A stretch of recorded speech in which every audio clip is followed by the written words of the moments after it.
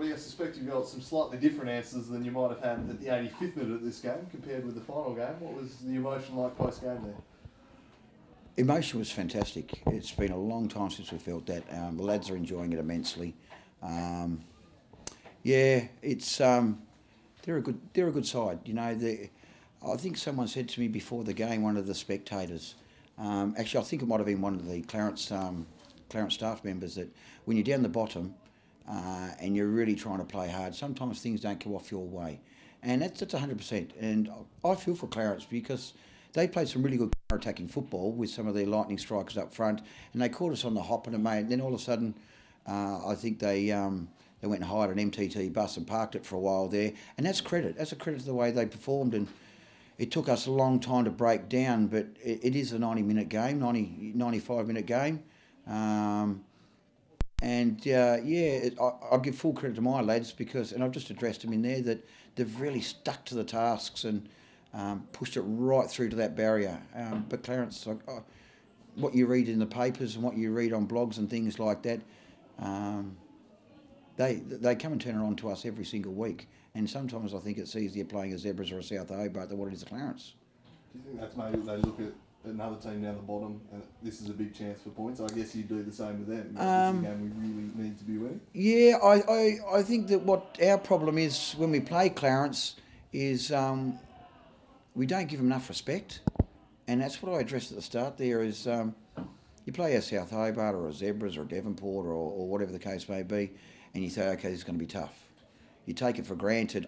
I'm only subconsciously look at it and say, well, we're going to take the 3 points. Well, if you look back in the past 18 months, 2 years, there hasn't been many whitewater rafting results on behalf of Kingborough. I think it's been 1-1. It might have been they beat us 3-0 last year, so it hasn't been a smooth road for us. They are a tough side to break down when they put everything on the park. And I think it's our mental status that kills us against them. Yeah. You were knocking on the door for large parts of that second half. Did you doubt that you were going to get that equaliser as we tick towards stoppage time? Yeah, well, football is funny. You know, I thought that the way we played throughout the whole game, I'd like to know the stats, and I'm going to speak to our statsman shortly about the percentages that we got, how many passes we finalised, how many shots on goal and off goal we got. I want to really have a look at those afterwards because I think for the full duration, we actually tacked up a lot of stats. We played some really good football. We cast some lines up and we got into channels and we broke away. They stood staunch. And I think it's a matter of wearing it down. There was a few tackles in there that were quite vigorous. But, mate, the referees, they do fantastic. To come out here in this sort of a night time, under that sort of loadings on behalf of both teams, they've done cracker. They've done cracker tonight. They've done really, really well. And so a lot of fair calls. Sometimes I sit back and I go, that's a bit tough. But, mate, no, they stood up tall tonight and they made some really solid decisions. What does such an exciting win like that do for the club moving forwards? Oh, well, hopefully I can speak to the president and the TD and ask them to put my pay up. And that might benefit me for the next game. But if they say no, well, back to the drawing board for me. But as far as the attitude for the players, it gets that ball rolling. It gets it rolling, and now we can actually look at Rangers here next week, and we can say, right, we had some really good parts of possession last time against them. Actually, I think we were quite dominant from memory, and they got that ball on the first touch at the far side, which was a cracker of a goal. But this time, we're going to go for another 3 points. It'll give us an opportunity to jump out of where we've sat for a while now and get above Rangers. And I'm a fishing man. I love fishing, so it's a matter of casting that rod out, latching it on the back of the Olympia team, and slowly start reeling those lads in. We've still got a round and a quarter to go. So, mate, at the end of the year, it might be a nice big fish on top of the table for us because Olympia, not that far away. They snooze, they lose, and depending on where Zebras are, well, we've got a full round to go, and we might be able to reel them in a little bit closer as well. So she's not over yet. Can't think of a better way to end it. Thank you, guys. Thank you. Beautiful. All right, Gemma, I'm guessing that one would have stung to throw it all away late. What was the message to the players after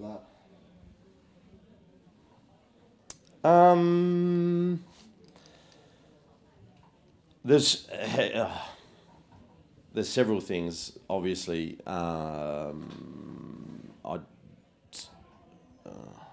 the main message, I suppose, fitness is an issue, and I've talked about that before, but not the whole issue, and maybe not so much even aerobic, like we just had one of those nights, unfortunately, where again we were set up well to win the game. Ibrahim had a hamstring probably 6 minutes in, and he still played out the game. He would have been a lot better for us today if that wasn't the case, and I think he still played really well. And obviously Jake going down, I didn't think hurt us. I didn't think at the time would hurt us as much as it did, but we lost any kind of forward pressure on that right hand side, I think, after we lost him. So, the message is they just have to work on their basics again. Like, first touch for a lot of them is terrible, or was terrible at stages, and then when they did get it and control the ball, their decision making was terrible. So, we just got to work. It's hard. You got to build up pressure at training and put everyone in pressure situations, but you can't mimic games. So that's going to be the test, I suppose, for them. Having not been in the lead late games too often this year, do you think that was just a case of the players panicking a bit there at the end?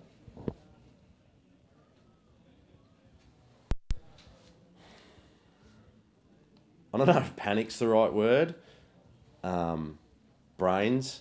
Lost composure, perhaps? Yeah, just not enough football smarts out there. A couple of individuals, and I can deal with individuals when they give something to the team, but when that stops, it makes it tough. Yeah. But I think it's just, like Palmer just had a bit of a go at the boys there, but all justified. And, when you got Hedgie having to make tackles because other guys can't control football and keep giving it away, it's disappointing because I think he's one of our best players again. So, Up to that point, late on, you seem to be executing a pretty good counter-attacking game plan. Are you happy with how that worked? Yeah. Again, 2-1 up, we moved Rybell, so we didn't have much outlet going forward. I felt we certainly didn't get rub of the green when we had possession. I think first half was you could live with, but that second half, I don't know how long Jake's injury was, but I think the penalty was 50th minute, big injury time. And I think the keeper getting booted when he's got the ball in his hands here. I don't know how you can get a yellow card for kicking someone. I don't know how you guys saw it. Well, my angle was at his back, so I had no idea if Callum got a touch or whether he got kicked. I was looking at it from top angle coming down. So oh, okay. Yeah. I genuinely have no idea. So you feel slightly aggrieved by a couple of decisions then? Like I said to the boys, the ones against us, I got no issue. The lads were stupid in the first half. They got what they deserved. But yeah, it wasn't the same both ways for me. Yeah. And now moving forwards, obviously a tough one to pick yourself back up. Do you really focus on those last few minutes as a motivation moving forwards to not let that happen again, or do you try and move? I suppose focus on that first, the counter-attack football we were playing, and again, guys like Ibrahim, who's obviously a quality footballer, he's come into the team halfway through the year, and then to hurt himself, and it always happens, I suppose, when guys first come in and maybe haven't been doing as much where they've come from, but. We're going to have to deal with having a couple guys less, and hopefully he can come right because he's really handy. As you saw, that counter-attack plays perfect, and that's what we're capable of. It's just so disappointing that, I don't want to single out people, but you got to play with what you've got. I don't have the depth to just go, I'll keep rotating guys until... I have to persevere with who's there and keep working on them and encourage and, being negative with each other, which isn't really a problem. They're always, they're a close bunch of lads and they just feel so down, to be so close to a first win of the year. And we certainly haven't had luck go our way, I don't think, but you make your own luck and again, hopefully that'll change at some point. But that's Palmer's message, I suppose, was perfect, and that's why I keep coming back to it. You can blame whatever you want, but your own stupid decision, mate. If the other team beats you through better football, great. They're a better team, but to hand them goals or scoring opportunities time after time, you're just asking for trouble. Cheers.